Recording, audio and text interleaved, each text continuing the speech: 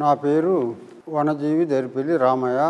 వనజీవి రామయ్య అంటారు. ఖమ్మం రూరల్ మండలం రెడ్డిపల్లి గ్రామం. నమస్కారం అండి.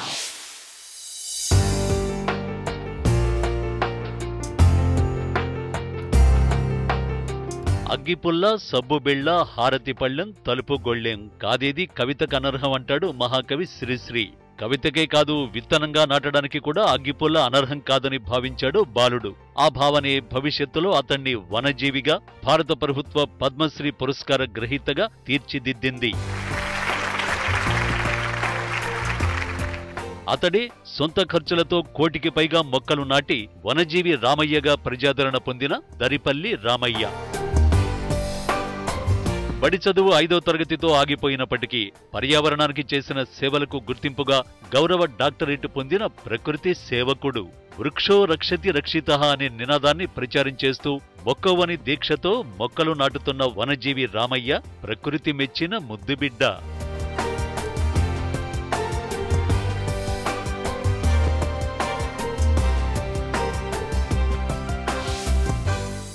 నేను చిన్నప్పటి నుంచే మొక్కలు నాటడం మొదలుపెట్టిన.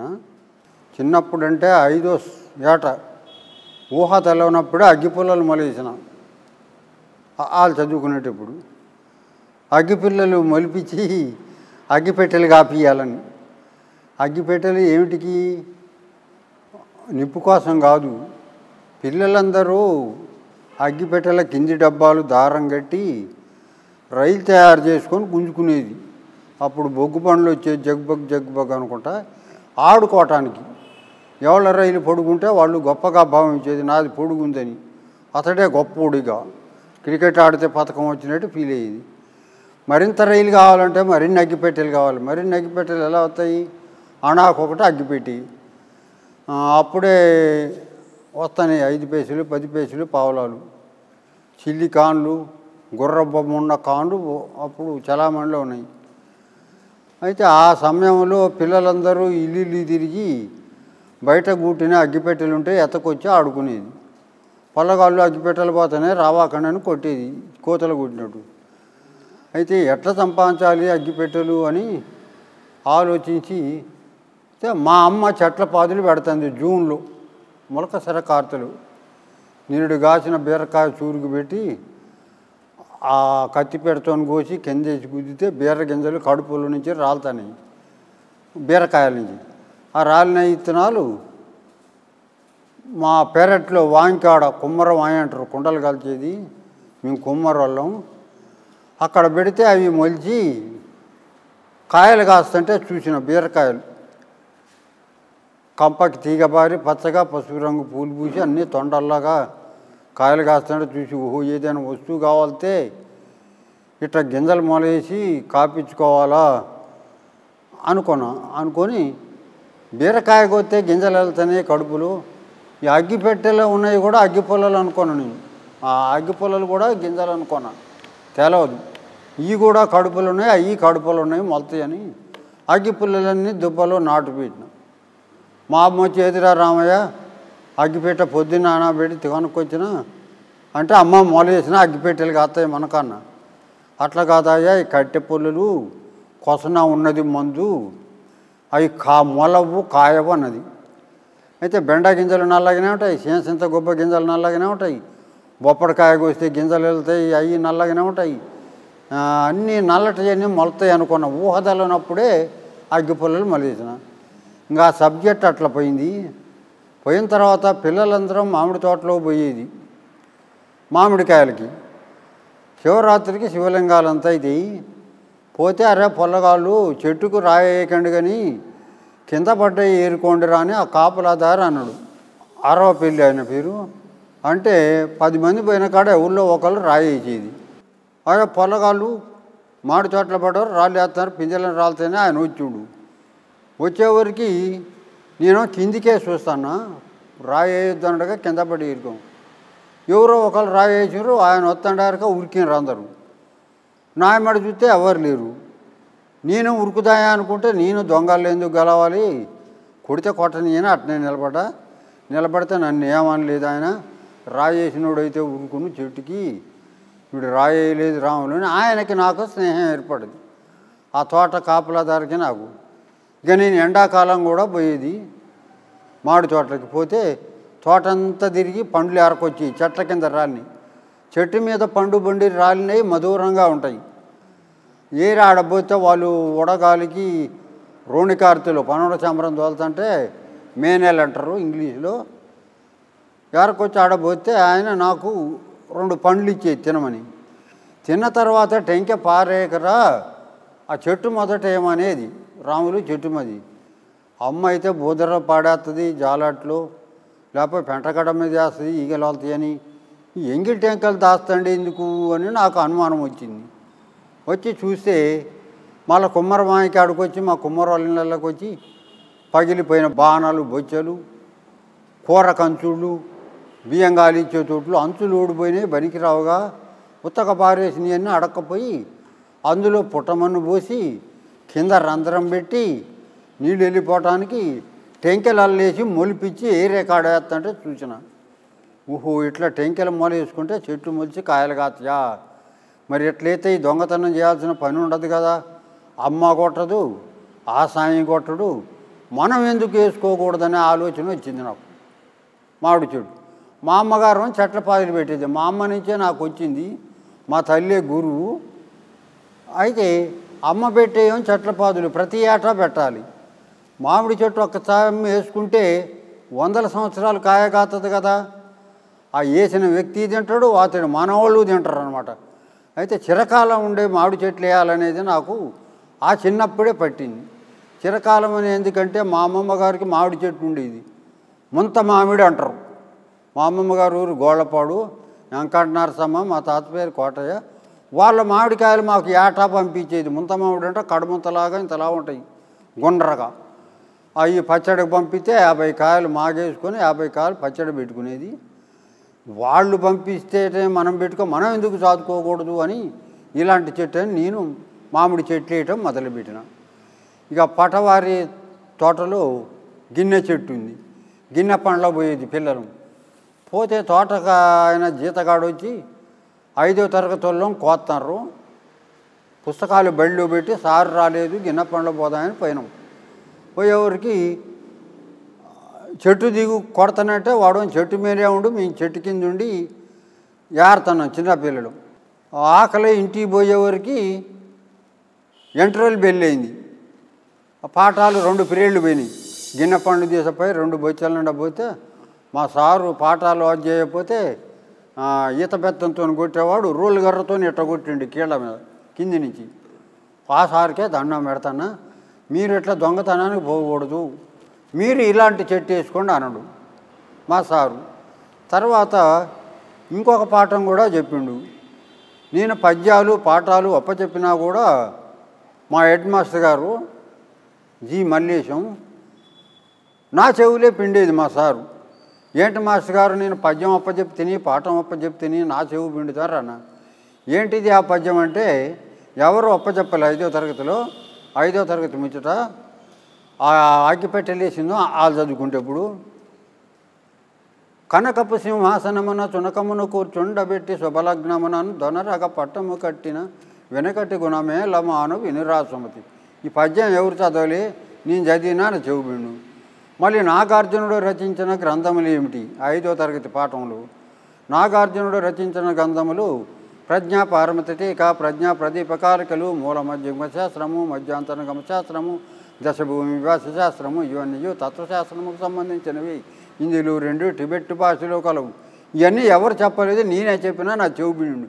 ఏంటి మాస్టర్ గారు నా చెవు పిండుతారంటే మా పక్కమట ఒక అబ్బాయి ఉండి తెల్లగూరు అబ్బాయి బుచ్చయ్య, నువ్వు వాడికి ఎందుకు చెప్పవు, నువ్వు చదువుకొని మార్కులు పొందటమే కాదు విజ్ఞానం, నీకు తెలిసిన విజ్ఞానం ఇతరులకు కూడా చెప్పాలి నీ మిత్రులకి స్నేహితులకు అన్నాడు. అదే నాకు మొక్కలకు తట్టింది. మొక్కలు వేసుకుంటే లాభం, మొక్కలు వేసుకుంటే శ్రేయస్కరం, ఆక్సిజన్ ఎత్తాయి, వర్షాలు కురుతాయి, నేల కోత నరిగడతాయి, కాలుష్యాన్ని నిర్మూలిస్తే అని శాస్త్రజ్ఞులు చెప్తున్నారు. ఇదంతా ప్రజలుగా ప్రబోధిస్తున్నా సారు చెప్పిన దాన్ని బట్టి వచ్చింది. మన సారు ఏం చెప్పిండు, మనం విజ్ఞానం మనకున్న విజ్ఞానాన్ని పరిజ్ఞానాన్ని 10 మందికి పంచాలన్నాడని అందరికీ నేను మొక్కలేసి ఏసీగానే పంచిపెట్టడం, రూపాయి పెట్టి పండ్ల మొక్క కొనుక్కొచ్చి అందరికీ ఇవ్వటం, అట్లా సారు పెట్టిన దాని ద్వారా విజయమైంది.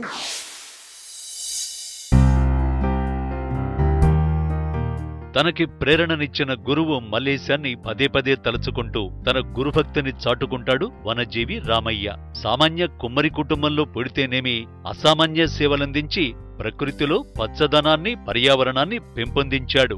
ఆశయం మహోన్నతమైనదైతే ఆ ఆశయ సాధనకు ఆర్థికలేమి అడ్డు కాజాలదని నిరూపించాడు వనజీవి రామయ్య. ప్రతి బిడ్డకు తొలి గురువు అమ్మే. అందుకే అమ్మకు గురుస్థానాన్ని ఇస్తూ ఆమె నాటే పాదుల నుంచి స్ఫూర్తిని పొందాడు రామయ్య. తక్షణ ఫలితాన్నిచ్చే పాదుల కంటే చిరకాలం నిలిచే వృక్షాల పట్ల ఎక్కువ శ్రద్ధాశక్తులు కనబరుస్తాడు వనజీవి రామయ్య.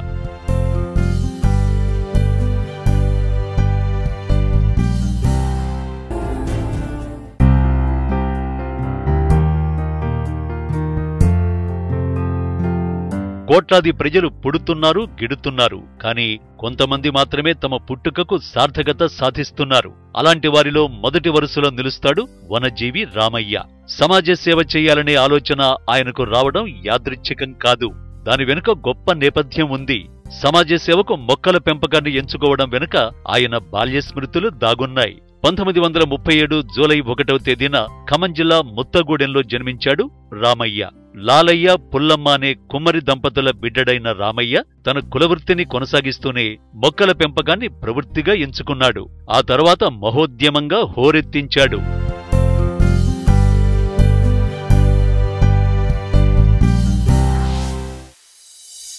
ఏం చేయాలి మంచి పని. మనం ధర్మపుత్యలు చేయించలేము, ధర్మాసుపత్రులు కట్టించలేము, దేవాలయాలకు విరాళాలు ఇయ్యలేము, భద్రాద్రి ప్రతాపరుద్రులాగా చెరువులు పోయించలేము, పాకాళ్ళ చెరువు, రామప్ప గుళ్ళు కట్టించలేము. భద్రాద్రి రాముడికే గుళ్ళు కట్టించి గోపన్న బందీకాన్లో పడ్డాడు. 3 దారులు గలిచే కాడ, బస్ స్టేజీ కాడ, బడిలో, గుడిలో మొక్క నాటితే ఏ జైల్లో పడను అని మొక్కలు నాటడం మొదలుపెట్టిన. ఇక అది అక్కడి నుంచి ఆవిర్భవించింది దేశభక్తి గేయం. తర్వాత సత్ప్రవర్తన సదభ్యాసం అనే ఒక పాఠం ఉంది 5వ తరగతి సాంఘికంలో. అది కూడా నన్ను ప్రేరేపించింది. అరే పిల్లలు, ఆ మామిడి తోట ఆయన పోరగాళ్ళు అన్నాడు. అరే పోరగాళ్ళు అన్నాడు, ఉపాధ్యాయుడు కదా, అరే పిల్లలు మీరు దారిలో ముళ్ళుంటే తీయండి, దారిలో రాయింటే తీయండి, దారిలో బురద ఉంటే మట్టిపోసి సదనం చేయండి, మీరు ఇలా చేసేటప్పుడు ఎవరు చూస్తారో వాళ్ళతో సంతకం తీసుకోండి, మీకు పరీక్షలలో పాస్ మార్కులు వేస్తున్నాడు మా మల్లేశం గారు, జీ మల్లేశం. అయితే ఆ మల్లేశం గారు ఇంకొకటి చెప్పిండు, చెవు పిండుకుంటా నన్ను ఇట్లా చెవు పిండిండు పాఠం చదివేటప్పుడు. పిండి చేతికి మసి అంటితే దున్నపోతా తానం చేయలేదేరా అన్నాడు. సారు తానం చేసి భోంచేసి నేను బడికి వచ్చేటప్పుడు మా నాన్న మసి జోలక రమ్మన్నాడు కుండలు చేయటానికి. ఆ మసి జల్లెడ పట్టుకొని వస్తే చెవులకు పారిందన్న. అంటే మళ్ళీ దగ్గర గుంజుకొని మీ నాయనని అడిగి ఒక మంచినీళ్ళ కుండ తీరా అని ఈపి చమరిండు. అయితే సార్ చెప్పింది ఏంటి, నాకు అర్థమైంది ఏంటంటే సార్ చెప్పింది పని చేసినప్పుడు మట్టి అంటినా పర్వాలేదు అనేది బోధపడింది. ఇప్పటికీ నేను మట్టి అంటినా కూడా సోగ్గా తిరగను, మొక్కలేయటం, మొక్క బతికేటట్టు వేయాలి. మొక్క చేతికి మట్టి అంటుకోకుండా ఒంటికి మట్టి అంటుకోకుండా వేయను. అప్పటి సంది సారే మెచ్చుకుండుగా మసి అంటినా కూడా. కాబట్టి అట్లా సార్ చెప్పింది అది. సత్ప్రవర్తన సదభ్యాసంలో 7 మార్కులు వచ్చినాయి. ఎవరు చేయలే, నేనే చేస్తే 7 మార్కులు కలిపితే 30 అయినాయి. 30 వస్తే పాస్ అయినా. అప్పటి సంది సోషల్ వర్క్ నాకు అబ్బింది. ఇప్పటికైనా దారిలో రాయింటి తీసిపోతా. అయితే రాయి తీయటం, మట్టి పోయటం, ముళ్ళు తీయటమే కాదు, మానవ జాతికి పనికొచ్చే పని నేను స్వయంగా ఎన్నుకున్న చెట్టు నాటటాన్ని. అదే ఇంత కాడికి తెచ్చింది. తర్వాత మా ఊరిలో 2 వేప చెట్లు ఉన్నాయి ఊరు బయట. మాది అనాదిలో ముత్తగూడెం. ఈ రెడ్డిపల్లి వచ్చి 35 సంవత్సరాలు అవుతుంది. ఆ ముత్తగూడెం గ్రామ శివారులో 2 వేప చెట్లు ఉన్నాయి. అది పశువుల పెంట అంటారు. ఇంటికి ఒక బర్రె ఉంటే తోలకొచ్చి ఆడ దోలుతారు జంగిడి బర్రెలు. ఒక ఆయన కాసుకొత్తడు, నెలకి 7 గింజలు ఇస్తే పశువుల పెంట అంటారు. ఆడ వేప చెట్ల కింద బర్రెలు నిలబడేది. అది ఎవరు వేసినారు, కుమ్మరేర వేప చెట్టు అని అందరూ పొగిడేది. కుమ్మరేర మా నాయన తాత వేసిండు 3వ తరం, నాకు 4వ తరం, 400 సంవత్సరాల చెట్టు. అయితే పెళ్ళిళ్ళకు కానీ పేరంటాలకు కానీ పురుళ్ళకు కానీ చావులకు కానీ వచ్చేవారు మన తాత చెట్లు వేది, మన కుమ్మరేరే వేసిండని అందరు పొగిడేది. పటేలు, పటవారి, చుట్టాలు, పక్కాలు. మా ముత్తాత పేరు జపం చేస్తూ ఉంటే నాకు ధీరత్వంగా ఉండేది, ఎంతో గొప్పగా ఉండేది. అయితే దొరవరింటికి పోతే అయా కుమ్మరోని వచ్చిందంటే రమ్మంటే లోన పోవాలి. అలాంటి వాళ్ళు కూడా మా తాత జపం చేస్తారు కుమ్మరేరే వేప చెట్లని. అది నాకు గొప్పగా ఉండి నేను చెట్లు ఆడేయాలి ఏడేయాలా అనుకునేది. అనుకొని ఆ చెట్లు కూలిపోయినాయి. కూలిపోయిన తర్వాత మా చిన్న ఆయన వచ్చి, కుమ్మరంకయ్య, అరే మన తాత వేసినాయరా చెట్లు తెచ్చుకుందారా, అక్కడ ఉన్నోళ్ళందరూ పొయ్యిలకి దీసాపోతున్నారు, మా దగ్గర కూడా అమ్మటి ఉన్నాయి అంటే నేను అన్నా కదా, నాకు చాలా కట్టెలను నువ్వు తెచ్చుకో బాబాయ్ అన్న. ఆయన తెచ్చుకున్నాక వారం రోజులకు నాకు ఒక ఆలోచన వచ్చింది. ఆ చెట్లు నాటిన ఆయనకి అప్పటి నైజాం ప్రభుత్వం తురకరాజు 5 ఎకరాల మెట్ట భూమి, 2 ఎకరాల తరి భూమి, యాసంగి వానాకాలం పండి చెరువు కింద భూమి ఇచ్చిండు ఇనాంగా. అంటే ఎట్టి చేస్తానందుకు. ఎట్టి ఏంటంటే సావిట్లకి జవాన్లు వస్తే పోలీసులు కుండలు ఇవ్వాలి, మేము వాళ్ళు ఆహార పదార్థాలు తెచ్చుకుంటే వండి పెట్టాలి. సాకలైన ఆ కుండలు గడిగి మంచినీళ్ళు పెడతాడు, మాదిగా ఆయన ఊడతాడు శుభ్రంగా. ఈ 3 కులాలకే మాన్యాలు ఉన్నాయి. అయితే ఆ 5 ఎకరాల చేను, 2 ఎకరాల పొలం పంచుకుంటూ వస్తే మా నాయన కాడికి వచ్చేవరికి 10 గుంటల పొలం, 20 గుంటల చేను వచ్చింది. అయితే తాతల తండ్రుల ఆస్తులు పంచుకుంటారు. తాతల తండ్రుల ఆస్తులు పంచుకొని అనుభవించినప్పుడు వాళ్ళ ఆశయాలకు కూడా జీవం పోయాలనే ఆలోచన వచ్చింది. ఆయన చెట్లు వేసిండగా ఊరు మంచి కోరి, ఊరు శ్రేయస్సు కోసం, జనం కోసం. మరి ఇన్ని 3 తరాల బట్టి ఎవరు చెట్లు ఇట్లా భూమి పంచుకుంటారు. కానీ పెద్దల ఆస్తిపాస్తులు పంచుకున్నప్పుడు వాళ్ళ ఆశయాలకు కూడా జీవం పోయాలి కదా అని ఆలోచన వస్తే, నా అంతరాత్మ ఏమన్నది, ఎవరో వేస్తారని ఎవరో వేయలేదని నిందించడం ఎందుకు, నువ్వే ఎందుకు వేయకూడదు చెట్లు అని అంతరాత్మ వెన్ను తెరిచింది. అప్పటి సంది మొక్కలు నాటం, అది కూడా మా 4వ తాత, అది కూడా ఒక కుటుంబ వారసత్వంగా వచ్చింది. 85 ఏళ్ల వృద్ధాప్యంలో కూడా తాను 5వ తరగతిలో చదివిన పాఠాలను జ్ఞప్తికి తెచ్చుకోవడం రామయ్యలోని విజ్ఞాన తృష్ణకు తార్కాణం. పెద్దల నుంచి వచ్చే ఆస్తులను పంచుకుంటూ వారి ఆశయాలను విస్మరిస్తున్న మానవ నైజాన్ని నిరసిస్తాడు రామయ్య.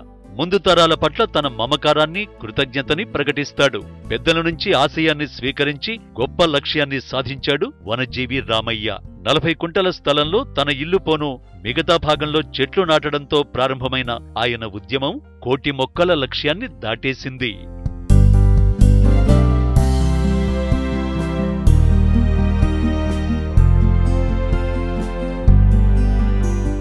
వనజీవి రామయ్యలో ప్రకృతి ప్రేమికుడే కాదు, గొప్ప తత్వవేత్త కూడా ఉన్నాడు.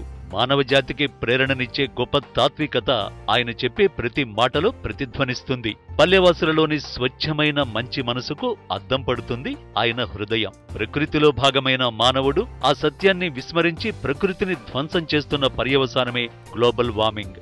భూమి మనుగడను, తద్వారా మానవుని ఉనికిని ప్రశ్నార్థకం చేస్తున్న గ్లోబల్ వార్మింగుని నివారించే కృషిలో వనజీవి రామయ్య లాంటి ప్రకృతి ప్రేమికుల సేవలు ప్రశంసనీయం.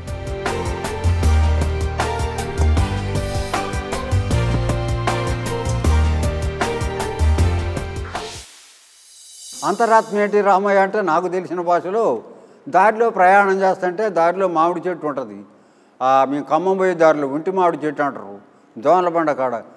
కాయలు ఏలాడుతుంటే రాయే బుద్ధి దేవురికైనా వేస్తే అంతరాత్మ ఏమంటుంది, అరే చెట్టోడు చూస్తే తంతడు అంటుంది. అదే అంతరాత్మ. మనసు తినబుద్ధి ఇది మనిషి మనసు. అంతరాత్మ ఏమంటుంది, వద్దు వద్దు అంటుంది, తన్నులు తింటామంటుంది. అయితే అంతరాత్మ మాటని లెక్క చేయని వాడు ఖైదీలో పడతాడనమాట. అట్టనే అంతరాత్మ నన్ను నువ్వెందుకు వేయకూడదు చెట్లు అంటే, ఎమ్మటే అక్కడ పసులు వెంట కాడ ఆ కొత్త పాఠశాల పడితే ముత్తగూడానికి పాత పాఠశాల వదిలిపెట్టి ఆ స్కూల్ ఆవరణలో 20 జిట్రేగ చెట్లు వేసిన. ఇప్పుడు ఇంతలా ఉన్నాయి. ఆ వాటర్ ట్యాంక్ కాడ ఇంతలా ఉంది. పిల్లలు ఏం చేసినారు, ఫుట్బాల్ ఆడుతుంటే అడ్డం వస్తాయి అని పీకేసినారు. నా శ్రమ వృధా చేసినారు. ఒక్కటే ఉంది, వాటర్ వేసుకుంటే అవ్వదు. చెట్లకి కొనక్కరాటం, దార్ల మీద రోడ్డు మీద వేయటం. రోడ్డు వెళ్ళిపోయితే పోతాయి, ఇంకేటన్నా పైకన్నా వేసుకుని 4 ఎకరాలు అడుక్కుని 4 ఎకరాలలో వేసుకుంటే మంచిది. కానీ రోడ్ల మీద ఎత్తే గుడ్డు తినా గొడ్డు తినా అని నేను అర్థంటే నీకు వెనక ఎట్టుంటే కళ ఉంటుంది రోడ్డు కాను ఆయన అంటాడు.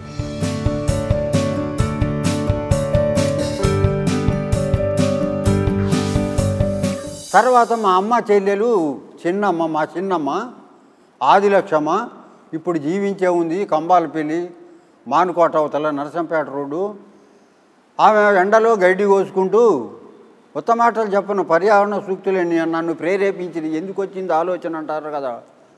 ఆ గడ్డికి వస్తుంటే నడుమిన చేయబెట్టి చిన్నమ్మ చేత్రని చెప్పి అనేది. వీడు చేత్రాలంటే చెవు కోసుకుంటాడు, నాకేం చేత్రాలు వస్తాయి రానది. అప్పుడు పెద్దలు తలబండిన వాళ్ళు చేత్రాలు చెప్పేది, ఊళ్ళో బుర్రకథలు చెప్పేది, హరికథలు చెప్పేది, బాగోతులాడేది. ఇప్పుడు టీవీలు సినిమాలు లేవు. అది చెప్పమంటే నువ్వు కొడతావా చెప్తున్నానది. కొడతానన్న కొట్టంది చెప్పరు. ఒక పాతబడ్డ బాయిలో బండ మీద కోతి. కొడతావారా? అమ్మ కొడతాను. కోతికి ఒక కోతి పిల్లకి మొక్కజొన్న ఎత్తు దొరికిందట. ఇదేంటిదమ్మా అని అడిగిందట కోతిని. అడిగితే మొక్కజొన్న ఎత్తు బిడ్డ అన్నదట. తినొచ్చునమ్మా అన్నదట. తినొచ్చు కానీ తినకు బిడ్డ, అది తింటే కడుపు నిండది నీకు, గింతంత గింజ మొలేసుకో బిడ్డ, 5 కంకులు వేస్తుంది బలం కల్ల నేల, కడుపు నిండిద్ది అన్నదట. మొలయటం అంటే ఏంది అమ్మా అన్నదట. అంటే భూమిని తవ్వి గింజ అందులో పెట్టి మట్టి కప్పి నీళ్లు పోయి రోజు మొలుస్తుంది అన్నదట.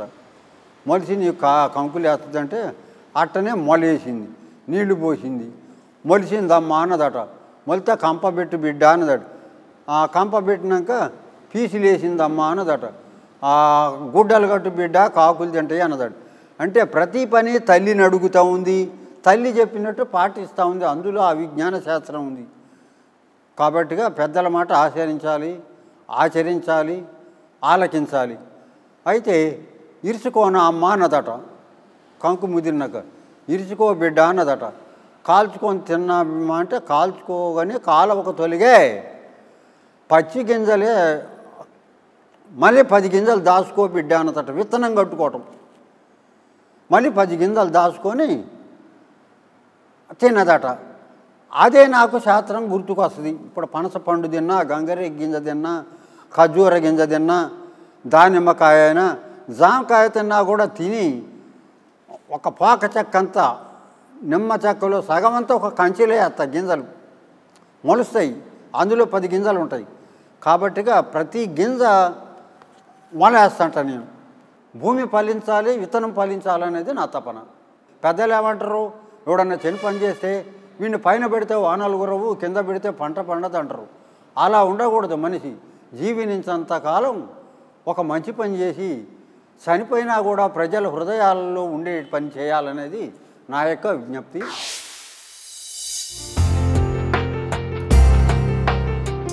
భారతీయ సమాజంలోని ఉమ్మడి కుటుంబ వ్యవస్థ ప్రతి వ్యక్తికి మనోధైర్యాన్నిచ్చేది. అమ్మ, తర్వాత పిన్ని, పెద్దమ్మ, అమ్మమ్మ, అవ్వ లాంటి బాంధవ్యాలు బాలల వ్యక్తిత్వాన్ని తీర్చిదిద్దేవి. మన పురాణాలు, ఇతిహాసాలు, జానపద గాథలు, నీతి కథలు వ్యక్తిత్వ వికాసానికి తోడ్పడతాయని వనజీవి రామయ్య స్వానుభవం స్పష్టం చేస్తుంది. సుదీర్ఘమైన ఆయన జీవితంలోని ప్రతి ఘట్టం స్ఫూర్తివంతమైనదే. ఆయన నాటిన మొక్కలకు జీవాధారం మట్టి, ఆయన చేసిన కుండలకు ఆధారం మట్టి. రామయ్య మట్టిని నమ్మి మట్టిలో మాణిక్యమయ్యాడు. ప్రతిష్టాత్మక పద్మశ్రీ పురస్కారం పొందాడు. ఈ క్రమంలో ఆయన ఎదుర్కొన్న ఆటుపోట్లను ఇది నా కథ తరువాతి భాగంలో తెలుసుకుందాం.